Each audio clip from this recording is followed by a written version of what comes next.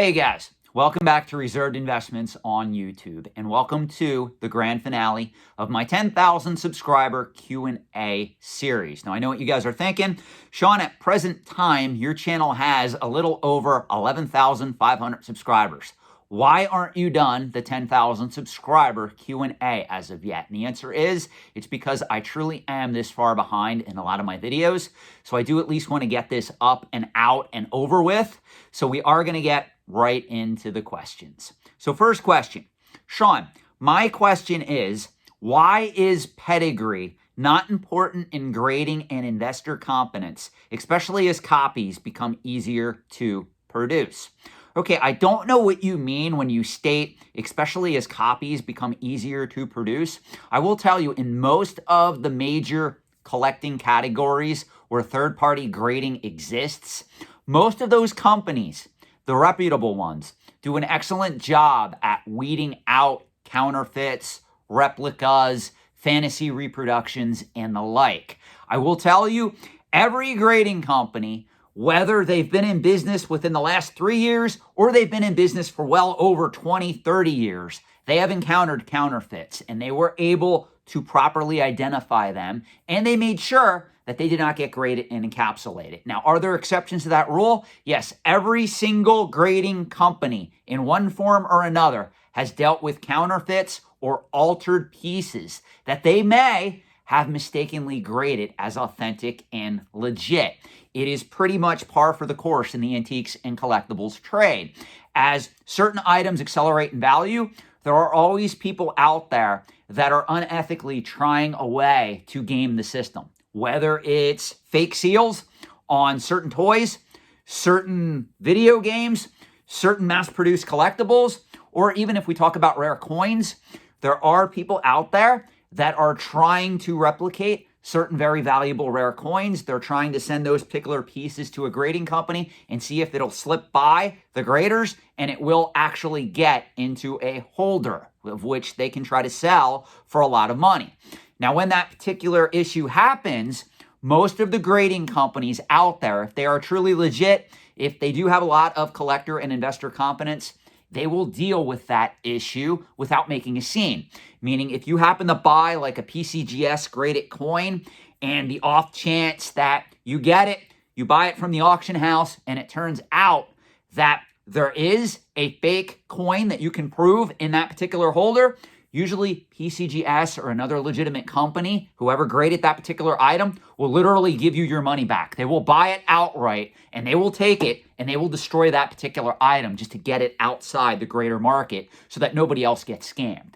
So when you state, especially as copies become easier to reproduce, I don't know really where you're going with that, because usually if you're investing in a lot of these markets, more often than not, you're going to use third-party grading. Now, are there circumstances where if little Timmy S. Poindexter Jr. wants to go to the market and he wants to collect Reserved Mist Magic the Gathering cards, and he buys them raw off of eBay or raw off of a dealer site or an unvetted source, is it possible that he can get a fake card? Yeah, there's a lot of reproductions out there. There's a lot of proxies that are in varying degrees of better quality than others. So yes, it is possible to be fooled in the market. I do know Alpha Investments, he does put up a lot of good videos that show you what to look for. If you are in the market for certain collectible card games, he specifically shows Magic the Gathering cards that are either fake or unauthenticated or have issues with them from time to time. And those are some of his best uploads, in my opinion, because he really does a good job at helping the overall collecting community in that regard. Now, going back to your question about pedigrees, this is something that the entire antiques and collectibles trade gets wrong for the most part. You cannot state that a pedigree or a collectible that comes from a pedigree collection is always worth more than equivalent non-pedigreed version. You need to understand that in most instances, you can't paint the entire antiques and collectibles trade with a broad brush. And what I mean by that is, every time I mention the term pedigree, pop culture collectors get all excited because there is one collecting hobby in particular where pedigrees matter the most. You guys know what that hobby is? It's comic book collecting. If you log into Comic Link, if you log into Heritage Auctions and you start to bid on one of their signature auctions, you're going to come across a lot of high-profile books that come from pedigree collections, whether it's the Edgar Church / Mile High collection, whether it's the Bill Gaines file copy collections if you collect EC Comics, or even if it's something like the Twin Cities Pedigree collection. Most comic book collectors do put a value on pedigreed collections, especially if they're certified, graded, and authenticated by CGC. They do tend to sell for a premium. If you search post-auction results and you look up the value of those books versus non-pedigree counterparts. There's always exceptions to every rule, but comic book collectors do pay a premium on pedigree collections. That we know.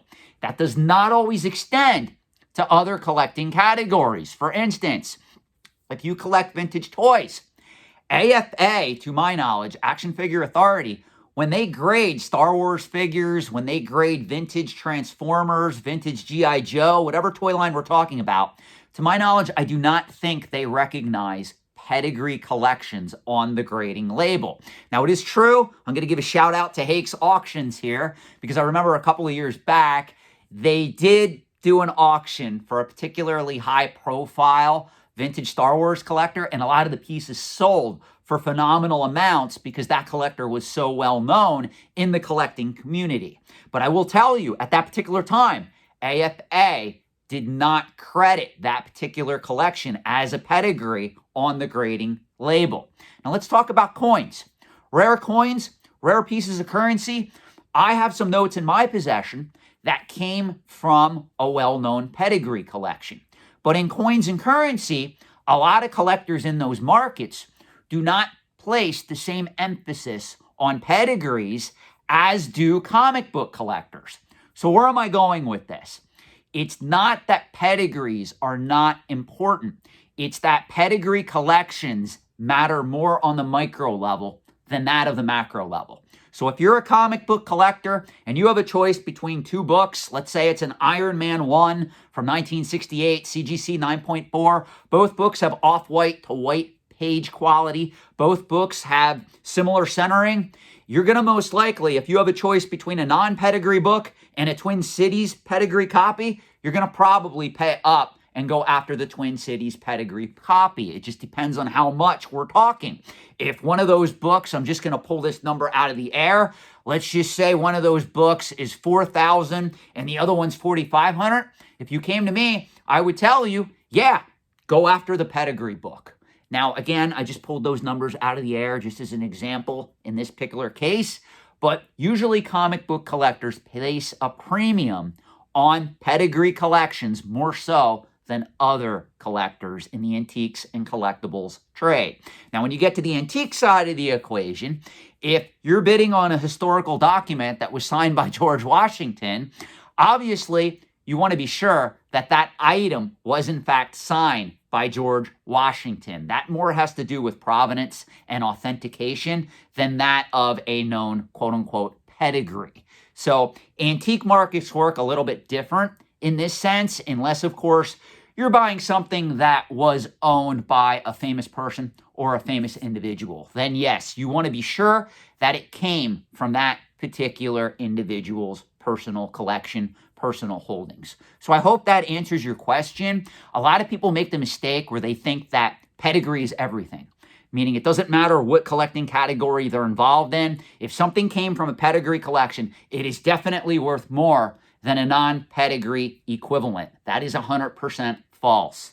The collecting category that you are buying into matters more than the pedigree status. For instance, again, comic book collectors place a greater emphasis on pedigrees and pedigree collections than that of other pop culture collectors, to answer your question. If you guys recall, back a couple years ago, I remember a lot of games graded and authenticated the Carolina collection, and a lot of those pieces soared to incredible highs at auction at that particular time. Now, you can argue, did that really have to do that those particular pieces were from the coveted Carolina collection, or was it due to the alleged market manipulation that is still going on in that particular collecting category? Well, the answer is twofold. We really don't know because it's a very speculative market. 20 years from now, our video game collectors going to place that same provenance or that same premium on the Carolina collection that they did a few years back. That's where you have to kind of use your own judgment and sit there and go, okay, this market's really speculative. People are placing a premium on this item right now. How are they going to react 10, 20 years from now? If you think that those items are going to go up in value, then guess what? I guess for some of you, it was worth paying the exorbitant fees and the exorbitant prices that those particular items sold for at auction at that particular time. If you're like me that wants to take a wait and see attitude on some of this stuff, yeah, it's true. I may be missing out. Maybe 10, 20 years from now, that copy of Mega Man that was factory sealed that sold for like 75 grand, it is possible maybe that particular item goes to $750,000. People go, you know what? That's really a coveted item. We now know how many are out there. That item was undervalued, selling for a discount back when it first came to auction. So this is something that you have to kind of assess risk versus reward. I will tell you, the comic book marketplace has been going strong now, really, since the adoption of CGC, and due to a lot of the Marvel movies, a lot of the DC characters and movies that have been brought to the silver screen. So I can tell you, comic book collectors place a premium on Pedigree books. That's going to be the trend going forward. That's not going to change as long as comic book collecting is still a thing. It doesn't make it a good investment. Comic books can still fall in value, and people could still go after Pedigree collections. You need to understand that. But what it means is, if you're buying a Pedigree graded comic book in the year 2022, if comic book collecting is still a thing in 2032 or 2042, and I think it will be, that book is still going to hold some value as a result, simply because the Pedigree will most likely have value 10 to 20 years from now, because that market has already been established where those collectors are going after Pedigrees.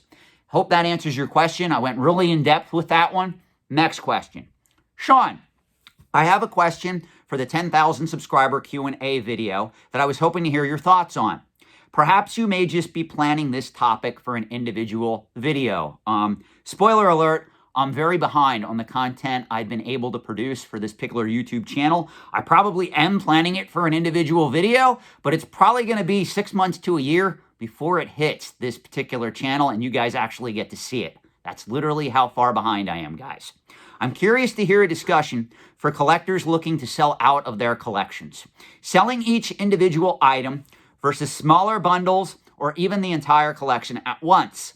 There are advantages and disadvantages to all strategies, but I'm sure you have more experience and knowledge on this subject. Okay, I think I did comment on this before in one of my other videos. To be fair, there's over 300 videos that I've done that are now uploaded to YouTube. I cannot remember which one I talked about this with.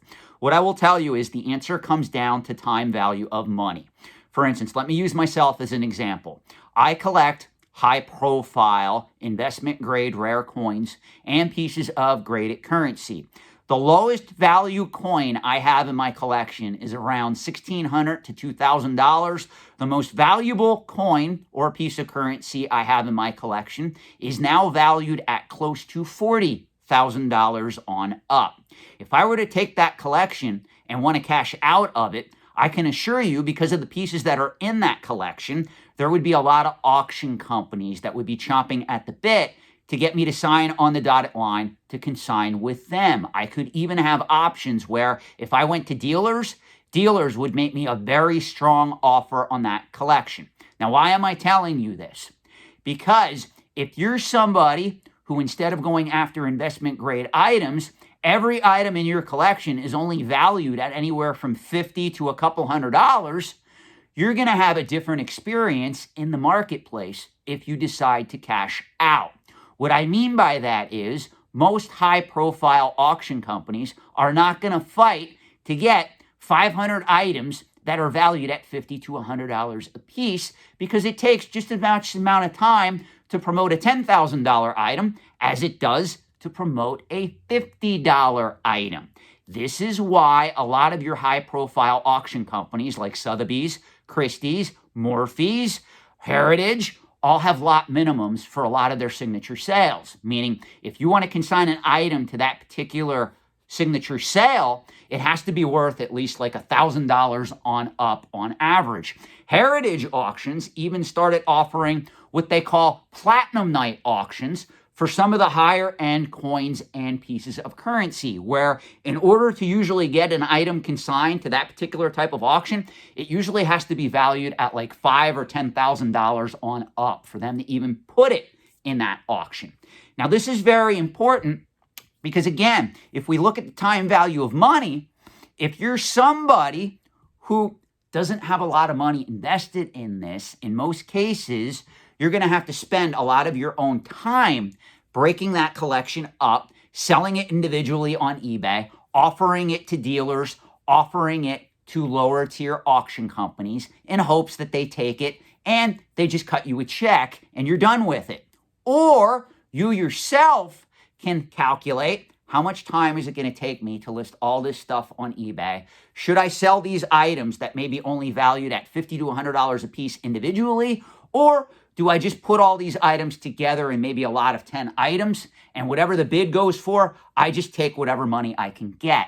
This is why there is a significant difference between a collector's mindset versus that of an investor. What I teach on this particular channel is how to become a better collector and also adopt an investor mindset.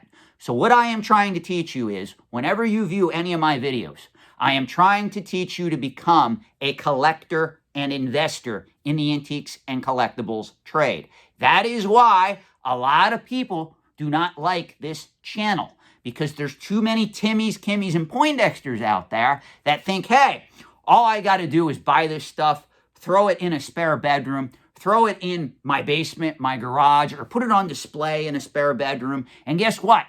In X number of years, it's going to go up in value. Then I just list it all on eBay and I rake in all that profit. Well, here's the problem.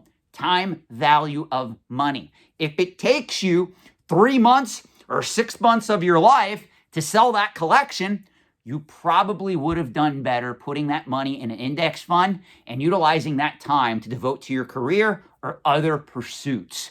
Even if it's getting a second job at Target, getting a second job as a Walmart greeter, does Walmart still have greeters? Whatever it is, you must understand the time value of money. That is what I preach on this channel. That is why this is what happens. Average person first encounters reserved investments content on YouTube. He'll watch a couple of videos and he doesn't really know what to make of it. So maybe this particular individual starts to subscribe to my particular content. He watches a couple more videos, something triggers him. He goes into the comment section and says, Shawn, you don't understand. I'm putting all my money in Pokemon cards, Magic the Gathering, video games, pop culture items, comic books, whatever it is. And in 10 years' time, I hope to double my money. And I have to sit there and I try to be very, very calm, very respectful of the individual. And I state, if you're going through all that work and all you're doing is doubling your money in 10 years' time, you are getting slapped in the face with a stale donut and you don't even realize it. You would be better off putting that money in an index fund, waiting till you're financially established, then going after some of the more prominent investment grade pieces. And literally, if you end up with a collection of 10 investment grade pieces that is worth like 20 grand or 50 grand, you are going to be better positioned when you go to sell that particular collection into the marketplace than somebody that has a room full of Funko Pops or $50 comic books or $100 factory sealed modern era Pokemon cards trying to convince me that it is a great investment. What is it that I always tell you guys when you reach out to me and you tell me, Shawn, you don't understand, it's a great investment. What is it that I always say? Compared to what? You guys are not understanding time value of money and opportunity cost. And this is something that a lot of the hype-driven channels in the collectible space on YouTube need to start teaching you. Because one of the things that I'm sick of is I am the only person sitting here that is really taking you guys behind the scenes and telling you why this is not going to work over the long term. Or if you got yourself an S&P 500 index fund, in most cases, over 20 years' time, you would do better in that than 97% of you who are investing in antiques and collectibles right now because you're doing it wrong. You're not understanding how these markets work. So I don't mean to be strict with you in the answer to your question. You didn't do anything wrong. You just asked me my opinion on this, and I went off on a rant. But I am going to tell you, it comes down to time value of money and how you are choosing to look at these markets, how you're investing, and how you are collecting overall. What is your strategy? It all comes back to your written plan. For instance, there's a lot of people that cut me up because they look at what I have and they say, well, wait a minute, Shawn, not everybody can afford to have the high value items that you go after. On the other end of the spectrum, I get caught up by some of these so-called market manipulators in the video game realm because they see me with modern era amiibos, modern era special limited edition Nintendo Switch systems, and they say, look at that guy. He should be going after vintage factory sealed video games. My defense on that is I sell into the market the vintage factory sealed Nintendo games because they're selling at all-time highs. I speculate on the modern era stuff because I know that at least for me, it makes sense if I can get some of that stuff, hold it till it doubles in value, then sell it into the market, then take that money and put it into something else. I can do that. I'm financially established. So what you need to understand is opportunity cost, time value, and money, and also set up a plan. That's what you need. If you understand all that, you're not going to ask a question like this because you're immediately going to understand the advantages and disadvantages of speculating and investing in this stuff over the short term versus that of the long term. Remember, guys, I've done videos on this. All of your investing pursuits in the antiques and collectibles trade should start with a written plan. There's a lot of you out there that want to argue over investment commentary, investment gains, and I sit there and I ask to see your written plan, and you tell me, Shawn, I don't have a written plan. I'm just logging on the collecting forums. They told me to buy limited run video games. They told me to buy factory sealed modern era boxes of Magic the Gathering and Pokemon cards. They told me to buy Funko Pops. They told me to buy Amiibo. So I'm just ordering all this stuff on a credit card and throwing it in a spare bedroom.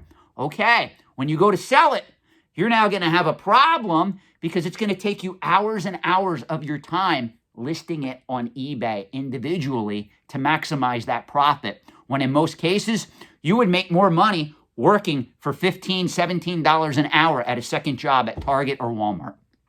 That's my answer. I hope that helps. Next question. Shawn, what markets are you excited for and what makes you happy in the market? Okay, the markets that I'm excited for, believe it or not, I do like what's happening right now in pop culture collectibles. I know that a lot of you guys think that I'm very hard on those markets. The reason why I'm hard on those markets is over the long term, most collectibles are linear. Antiques are cyclical. So a lot of you guys right now that have some of these coveted comic books that you bought like 5-10 years ago before prices were this particularly high in the overall market, you should be selling into the market if you are an investor. Now, if you tell me, Shawn, I bought this stuff because I have emotional attachment to it, I don't care about secondary market value, I'm just a passionate collector, I get you, my brother. But you need to understand then that you can't go on collecting forums and argue that you're an intelligent investor because you paid $3,000 for a comic book that's now worth $15,000. Because if you were an intelligent investor, you would sit there and look at that and go, wow, I just hit a home run. I'm going to take this $3,000 comic book and I'm going to turn it into 15 grand and I'm going to put that money elsewhere. Even if you take that $3,000 comic book, sell it for 15, and you put the original $3,000 back in the comic collecting marketplace, meaning you go after another comic book that you think is selling for a discount right now, if you take that $12,000 and you put it in an index fund, you put it in real estate, you put it in any other investment, you're going to be sitting pretty over the long run versus somebody that keeps thinking collectibles only go up in value, Shawn. All these collectibles are going to continue to go up in value year after year over the long term. I'm sorry, guys. Most of you are not putting your money in Action Comics 1. Most of you are not investing in Detective Comics 27. You are going after a lot of these books from the 1970s to the 1980s, even the early 1990s, that in most cases, again, there's exceptions to every rule, but in most cases, there are a lot of them out there. And if the market ever corrects, you're going to get slapped in the face with a stale donut. That book that you paid $3,000 for that is now selling for $15,000, there's no guarantee that that book is going to go to 20, 25, or 30. As a matter of fact, if you understand finance, you would learn reversion to the mean. Most likely at some point, that book is going to fall back down towards $3,000. I have to really educate my audience on this. You guys are taking a tremendous risk by investing in this stuff. That's why I do this channel. That's why I write for Antiques and Auction News. That's why I'm a passionate consultant in the antiques and collectibles trade. There are not enough people on the internet and on YouTube, or even now on TikTok, warning you about this. That's what I am here to do. That being said, I am really excited to see what develops out of a lot of these markets.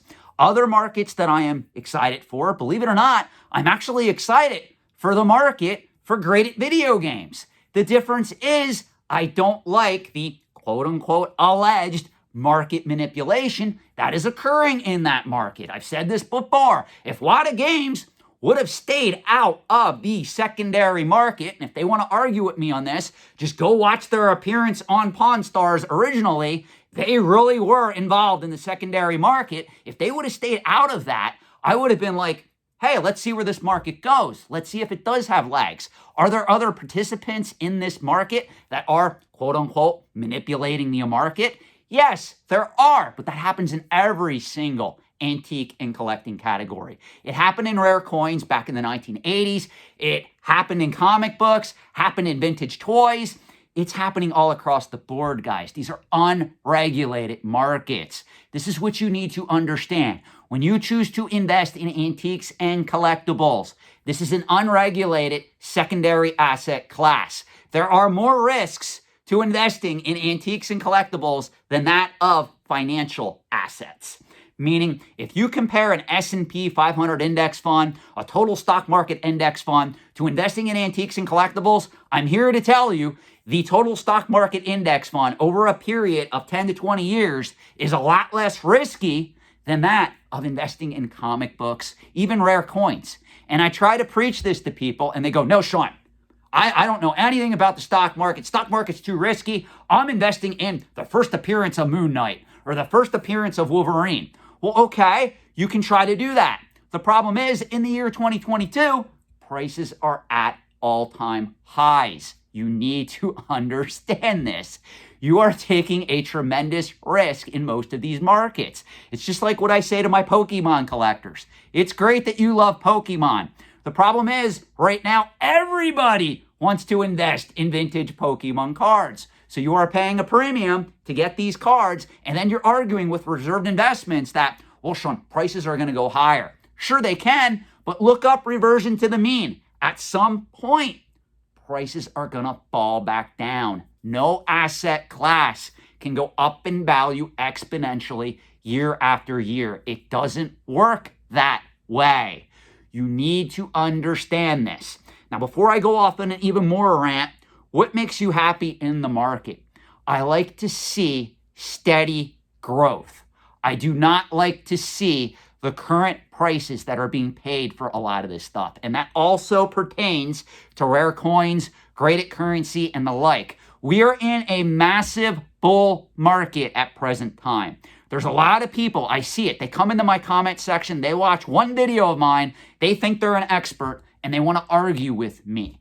If these markets correct, which most of them will eventually correct, a lot of you guys, I'm going to say it, you're going to get slapped in the face with a stale donut. If you are putting all your money in collectibles, cryptocurrency, Even if you tell me, Shawn, I'm putting all my money in the stock market, I'm going to tell you, you need to learn to diversify.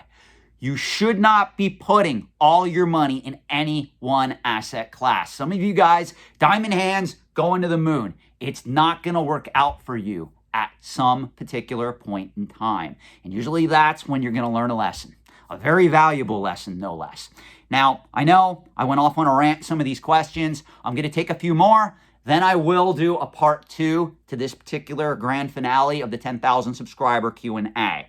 So the next question that I want to answer is, do you ever think that there will be a third-party grading company for record albums? Since they are now doing VHS tapes, I would think that eventually there would be. Honestly, I don't know. I will tell you, most record enthusiasts that collect factory sealed vinyl, they honestly don't want there to be a third-party grading company that comes along and enters that market. Just like, believe it or not, this is the cover of the March 15th, 2022 edition of Antique Trader. Here we have graded VHS tapes on the cover, and this is talking about VHS movies. Fast forward, hottest trend in collecting. If you guys want to look at this particular article, again, this is the March 15th, 2022 edition of Antique Trader. Now, applying this to record collecting, I honestly think that there are some market manipulators out there that would love for third-party grading to come to record albums. And usually, it's the market makers, it's the market manipulators, it's the grading companies, it's the auction houses that all set the tone for where the antiques and collectibles trade ends up over the long term. We no longer have the collector control of any of these markets. Let me state that again, just to make sure that you all heard me. We no longer have collectors in control of any of these markets. It all belongs to the investors, the grading companies, the auction houses, the market makers, and the market manipulators. And you guys watching this video are all to blame, including myself, for that phenomenon developing in the year 2022.